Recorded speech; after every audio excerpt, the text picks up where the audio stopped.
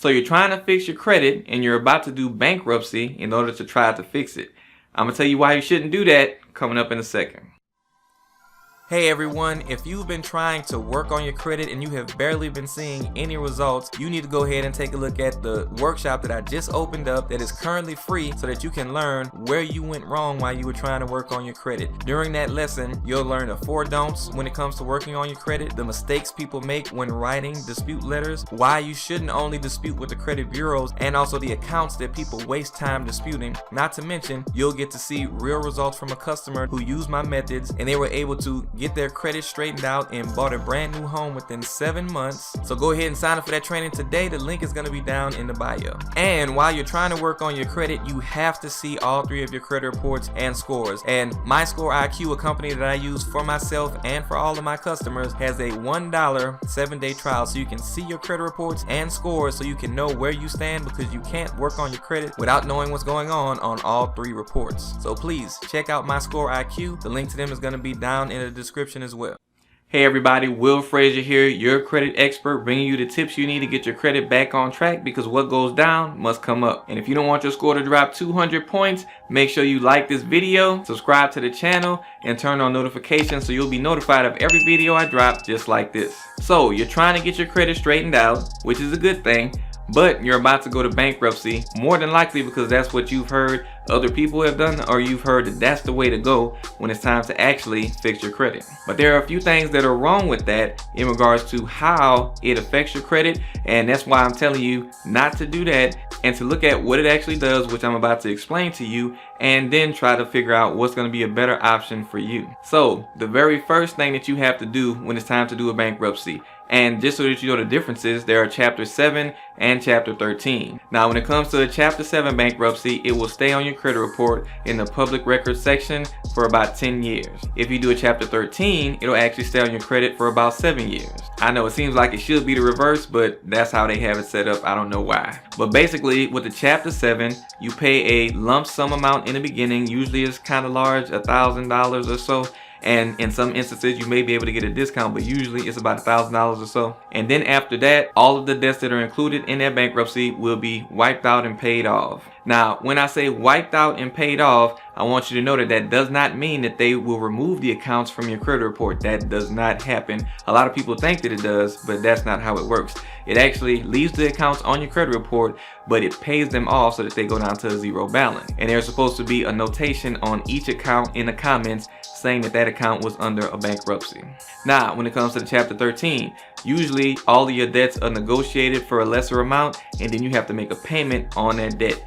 That payment on that debt usually lasts about 5 years. It could be different depending on your situation, how much debt you owe, but in most instances it's about 5 years that you are paying a payment on all of those debts that you had that are included in that bankruptcy. Now with the chapter 7, it's discharged almost a few months after you initially do it, and with the chapter 13, it's not discharged until you've actually finished off all of those payments. And when I say discharged, that means that you have finished the process that you were supposed to go through with that chapter 7 or chapter 13. If you see dismissed on a bankruptcy on your credit report, that means that you did not finish it, and that is how other people are notified that you did not finish that bankruptcy process. Now the first thing that you need to know is how will all of this activity affect your credit report?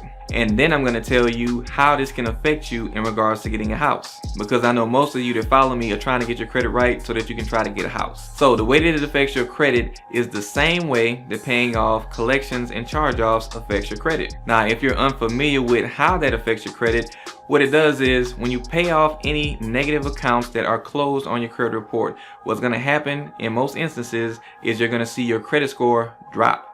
Or you may see absolutely nothing happen to your credit score at all. But in most instances, you will see a drop in your credit score when you pay off certain things. So if the action of paying off those accounts is what actually hurts your credit score, then the bankruptcy paying off those accounts isn't going to be any different just because it's a bankruptcy. This is the way that the credit score calculates that type of activity on your credit report. So essentially, you could be paying a lot of money towards this bankruptcy to pay off debts, which will actually drop your credit score and put you further away from the goal that you're trying to achieve, which is a higher credit score. So of course, just knowing that makes it not a great option for you to try to rebuild or fix your credit. Now, in some instances, I have seen or heard where people say that their credit score actually increased after a bankruptcy. And I will let you know that while this does happen sometimes, this isn't what happens in the majority of cases. A lot of times you do have to wait a good while before you are actually able to see some type of improvement from your credit score.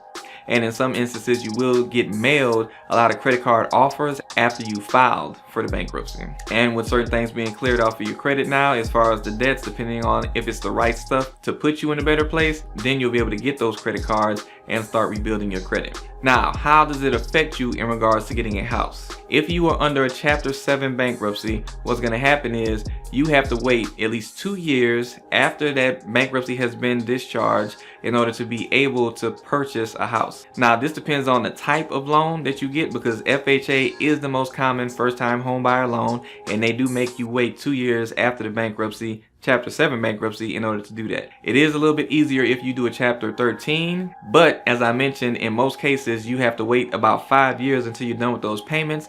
So you're actually delaying it by 5 years, and then you may be able to apply for it by asking the trustee that's dealing with your account if you can go ahead and apply, but then your score still has to be where it needs to be, and that can still cause issues when you're trying to get approved for the mortgage. Being under a bankruptcy can definitely delay you getting a house, and it can make it a little bit more complicated. Now, of course, anybody that you talk to that does bankruptcies is going to tell you that the bankruptcy is the best option. And of course, I do credit repair. I could be biased. I could just be telling you this because I do credit repair.